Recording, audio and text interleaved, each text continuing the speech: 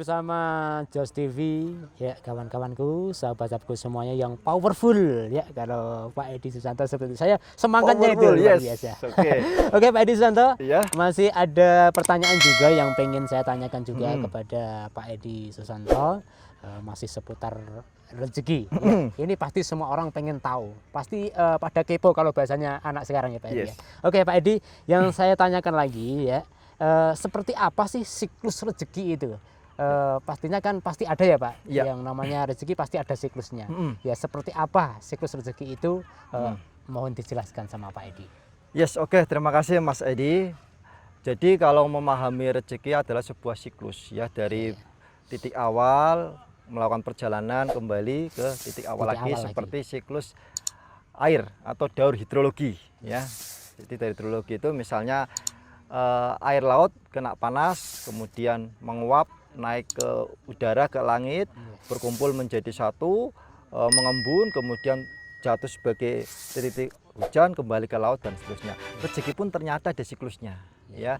Kalau kita bisa memahami siklus rezeki, maka nanti kita akan lancar rezekinya karena kita paham alurnya, kita paham arusnya. Tahu ya, Kalau kita ngurus-ngurus surat juga paham alurnya, paham siklusnya, juga akan lancar cepat. Akan mudah, tapi ya? kalau nggak lancar ya harusnya satu dulu langsung ketiga, nanti dipulangkan ke satu lagi. Kadang ketemu orang yang apa namanya, penyalurnya, istilahnya biayanya bertambah juga. Bisa nggak, Pak? Iya, oke, good ya. Pokoknya kalau paham alurnya, paham siklusnya, itu nanti lancar lah prosesnya. Jadi jalan kita ketinggal langsung ke A, B, C, D dan seterusnya kan gitu ya. Nah, yang penting kita tahu A-nya yang mana, B-nya yang mana, C-nya yang mana, kan gitu. begitu. Nah, demikian pula dengan siklus rezeki. Kalau kita paham siklus rezeki, alur rezekinya, maka kita akan rezekinya lancar. Pertama itu satu, ya, rezeki itu Tuhan yang memberikan. Ya, Tuhan yang memberikan. Nah, Tuhan beri rezeki itu kepada makhluknya. Misalnya kepada manusia. Nah, tetapi rezeki tadi Tuhan berikan, turunkan ke bumi kepada manusia tidak langsung. Misalnya rezekinya Mas Edi ini langsung dikasih ke Mas Edi itu enggak. Tidak kas gitu ya Pak Edi ya? Tidak kas dan tidak langsung kepada Anda, ya. gitu. Nah, demikian pula rezeki yang diberikan kepada saya itu tidak langsung diberikan kepada saya, tapi diberikan kepada orang lain. Makanya kita harus berinteraksi, kita harus bersilaturahmi.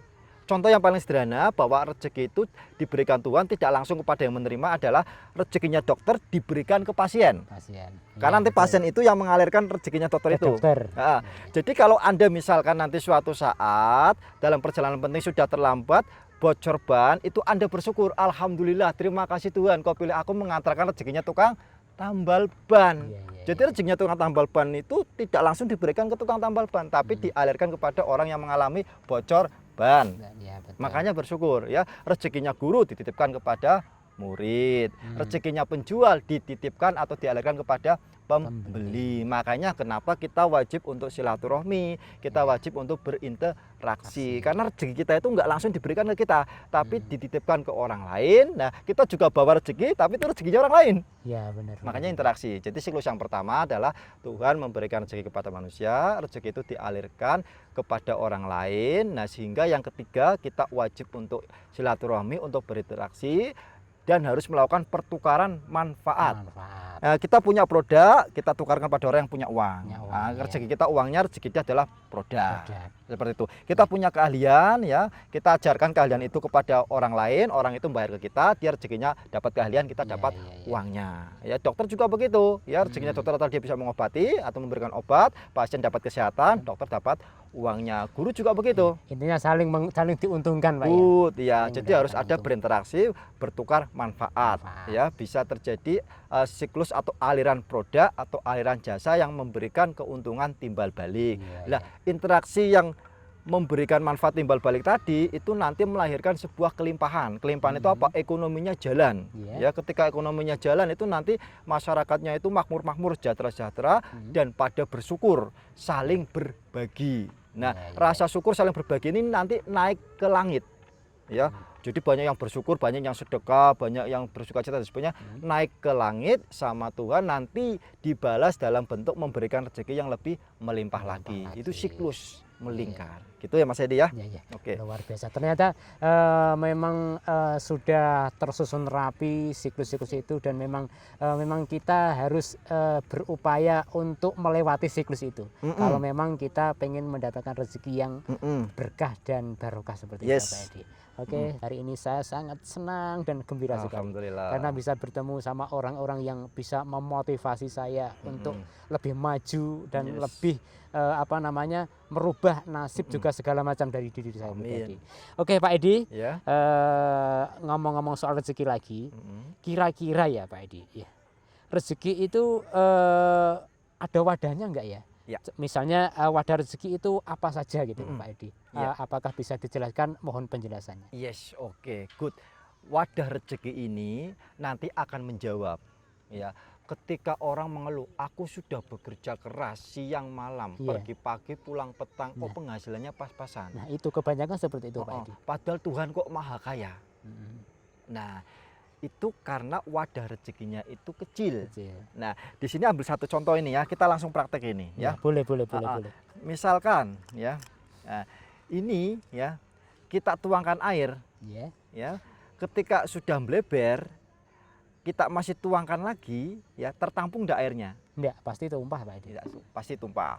Nah, kalau misalkan di bawahnya ini ada mangkok yang lebih gede lagi, kan tertampung di mangkok. Dan terus kita kucurin akan seluruhnya tertampung di mangkok. Sampai mangkoknya tadi penuh, kita kucurin terus. Kalau bawahnya ada ember yang lebih besar lagi, akan tertampung di ember. Nah, kemudian Anda perhatikan air yang tertampung di wadah botol ini sama mangkok itu airnya banyak mana? Banyak yang di mangkok Pak. Mangkok sama yang di ember besar nggak kelihatan ini embernya. Kalau di embernya lebih banyak lagi. Nah itulah. Jadi kalau kita punya wadah rezeki yang besar, kita akan punya rezeki yang besar. Tapi kalau wadahnya kecil, walaupun rezeki dari Tuhan itu sangat besar sekali, melebar. Cuma bisa diwadahin sebesar wadah yang kita punya. Pertanyaannya adalah apa saja sih wadah rezeki? Bisa nggak wadah rezekiku digedein? Ya, betul. Atau kalau nggak bisa digedein, diganti lebih gede. Ya, betul. Nah, sehingga bisa menampung rezeki lebih gede juga. Lebih gede juga. Tapi ingat, kalau rezekinya sudah nambah gede, mau nambah istri nggak? Itu nanti relatif Pak. Biasanya mengikuti itu. Takut ya istrinya nonton. Tapi ada yang bilang juga loh Pak, kalau kesuksesan suami kan berkat doa istri toh. Apalagi satu istri aja sudah bisa bikin sukses, apalagi kalau banyak istri kan lebih gitu cepat ya, sukses Pak Edi. Berarti gini, banyak anak banyak biaya, banyak istri banyak rezeki. Oh gitu. Oke. Silakan dilanjut Pak Edi. Kembali ke laptop ya. Oke. Kembali ke laptop. Jadi wadah rezeki yang pertama adalah pola pikir. Ya. Jadi kalau kita pengen memperbesar rezeki, kita harus memperluas pola pikir kita.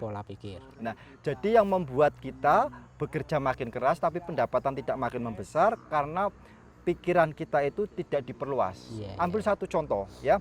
Kalau kita pernah punya pendapatan misalkan 5 juta. Nah, pikiran kita mengatakan tidak mungkinlah bisa dapat 50 juta. Tidak masuk akal bisa dapat 50 juta. Ya toh? Karena 5 ke 50 itu kan 10 kali lipat. Nah, itu berarti ya wadahnya kecil. Kita harus memperbesar wadah kita dengan cara apa?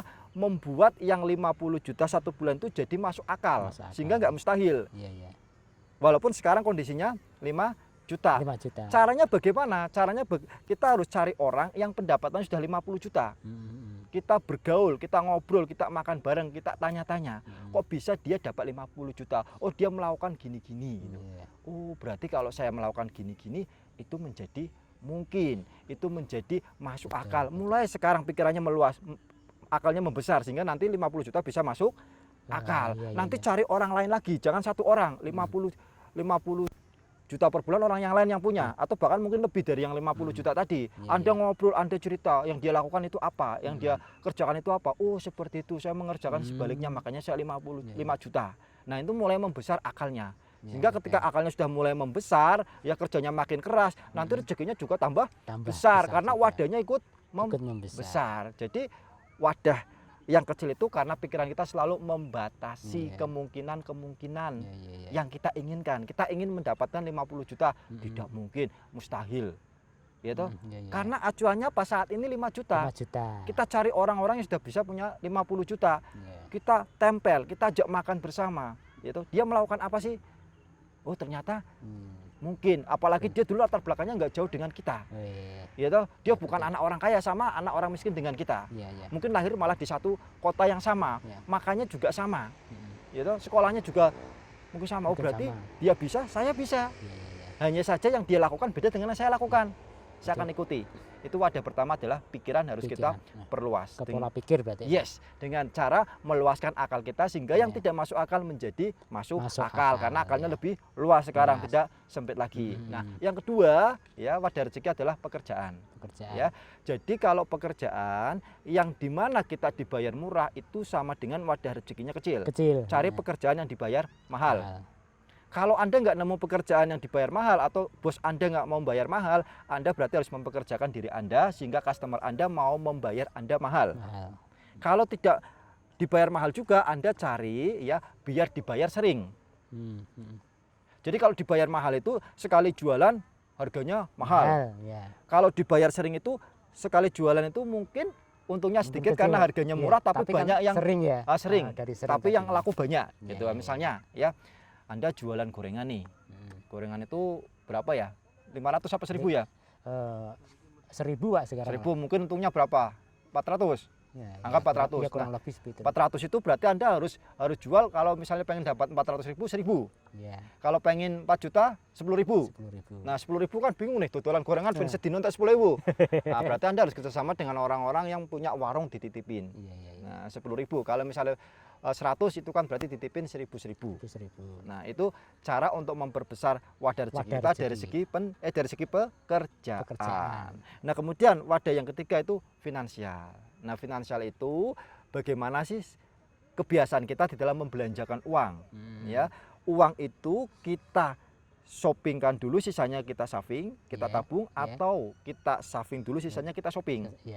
Kalau uangnya kita shopping dulu baru sisanya kita saving, kita tidak akan pernah bisa menabung. Ini wadah rezeki yang kecil. Tapi kalau mulai sekarang kita rubah polanya dan biasakan kita saving dulu, baru sisanya kita shopping. Ini adalah wadah rezeki yang besar. Jadi wadah rezeki itu ada 3. Satu wadah mental, pola pikir kita. Yang kedua itu pekerjaan. Dan yang ketiga itu finansial, cara kita membelanjakan uang. Oh gitu. Jadi memang kalau kita semua sudah dapat rezeki, kalau kita tidak bisa mengelola wadahnya ya memang banyak sekali kegagalan-kegagalan seperti itu ya Pak. Yes. Memang luar biasa. Ya, semoga menginspirasi buat kita semuanya. Masih ngomong-ngomong soal rezeki Pak Edi, sebenarnya saya juga pengen ya Pak Edi meningkatkan rezeki saya, menambah wadah seperti apa. Yang saya pengen tanyakan Pak Edi ya, rumus rezeki itu seperti apa sih Pak Edi? Oke, good. Gitu. Iya. Oke. Jadi kalau kita memahami rumus rezeki Mas Edi itu nanti kita praktekkan, hasilnya rezeki kita itu bisa berlimpah ruah. Iya. Jadi rezeki itu dirumuskan resiko dikali ilmu sama dengan rezeki. Iya. Jadi rezeki itu merupakan perpaduan antara resiko yang kita ambil dengan ilmu yang kita miliki. Kalau kita ngambil rezeki yang besar, ilmu kita itu tinggi, maka rezekinya besar. Jadi kalau resikonya besar, ilmunya tinggi, rezekinya besar. Tapi kalau ngambil resiko yang besar, ilmunya rendah, rezekinya kecil. Bahkan bisa buntung tekor. Ya. Atau kebalikannya, ngambil resikonya yang kecil, padahal ilmunya tinggi. Nah itu rezekinya juga kecil, karena resikonya kecil. Nah ngomong-ngomong soal resiko, ini relatif. Relatif itu artinya apa? Itu bisa benar-benar terjadi resiko itu atau tidak terjadi. Sambil satu contoh, Mas Edi ini manteng motor jalan 120 km per jam di jalan raya, resiko enggak? Resiko banget Pak itu. Resiko banget. Tetapi kalau itu yang melakukan adalah Valentino Rossi di jalur balap, resiko enggak? Nah problem kalau kecepatan seperti itu ya tidak masalah. Kenapa? Karena Valentino Rossi tahu ilmunya. Ya, kemudian dia sudah melengkapi diri dengan pengaman. Dan jalurnya adalah jalur sirkuit balap. Itu hampir dikatakan tidak beresiko. Tapi kalau masih dia melakukannya di jalan umum 120 km per jam, ilmunya tidak setinggi Valentino Rossi, resikonya hampir 100%. Betul. Pokoknya ning ora rumah sakit ya kuburan wis ngono. Walaupun di jalurnya yang sudah benar, tapi saya nggak punya kemampuan, berarti juga resikonya masih besar Iya, juga Pak Edi. betul, masih besar ya. 80% lah atau Iya. 70%. Kalau yang di jalan umum ini hampir 100% nih. Iya, bisa 100% nggak Tinggal ada milih kemampuan. aja rumah sakit apa kuburan gitu.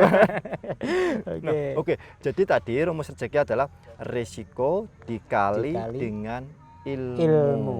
Oke. Iya, iya, Jadi bisnis beresiko apa tidak itu tergantung ilmunya. Ilmunya, ya. Kalau pebisnisnya itu menguasai ilmunya, misalnya bisnis apa? Bisnis makanan kesehatan, dia paham ya tentang makanan kesehatan Kesehatan. itu manfaatnya apa, Nah, pasarnya siapa, orang-orang yang butuh, Iya, terus iya. nanti dia variabel harganya yang pas itu berapa. Yo itu nggak beresiko karena dia tahu tahu ilmunya. ilmunya. Tapi kalau nggak tahu ilmunya beresiko.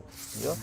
Jangan disuruh pedagang bebek jualan beras, itu beresiko karena dia nggak paham beras. Iya, iya, Dia iya. pahamnya bebek. Walaupun sama-sama pedagang ya Pak ya. Iya, sama-sama pedagang. Tapi kalau pedagang bebek suruh jualan bebek, dia hampir nggak beresiko karena paham banget Betul. dapatnya bebek yang murah di mana, yang sehat di mana, jualnya kepada siapa, Iya. dengan harga siapa, dia paham banget. Hmm. Nah, jadi kalau kita pengen meningkatkan rezeki kita, maka kita harus terus menambah ilmu kita Ilmu. di bidang ya Iya. yang di dalamnya resikonya kita ambil. Jadi di bidang yang kita geluti. Geluti. Gitu Mas Edi ya. Ya, oke. Oke. Oke, terima kasih Pak Edi. Ya. Mudah-mudahan rumus yang sudah Pak Edi berikan kepada saya juga buat teman-teman semua nanti bisa dipergunakan semestinya dan bisa meningkatkan rezeki dari kita masing-masing. Amin. Terima kasih Pak Edi atas Sama-sama, Mas Edi. perbincangannya Iya. sore hari ini. Semoga bermanfaat Amin. dan semoga bisa berjumpa lagi di lain kesempatan. Insya Allah. Oke, Ya. terima kasih Pak Edi. Ya.